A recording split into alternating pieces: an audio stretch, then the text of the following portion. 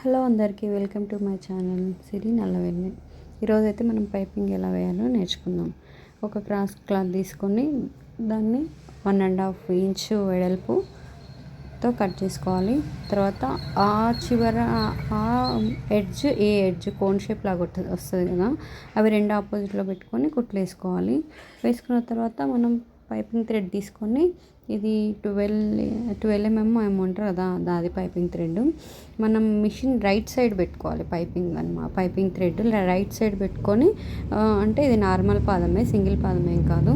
మనం పాదం right side పెట్టుకోవాలి. పైపింగ్ పెట్టుకొని స్లోగా వేసుకుంటే చాలా నీట్గా వస్తుంది. చాలా ఏమంటారు, సన్నగా కూడా వస్తుంది.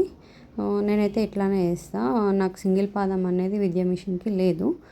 ఇలాగే సన్నగా వేస్తాను అనమాట. రైట్ సైడ్ పెట్టుకుంటాను నేను థ్రెడ్ అనేది. చాలా అంటే చాలా నీట్గా వస్తుంది, బాగుంటుంది. మనం ఇంకా పాదం తీసే అవసరం లేకుండా ఈజీగా పని అయిపోతుంది అనమాట.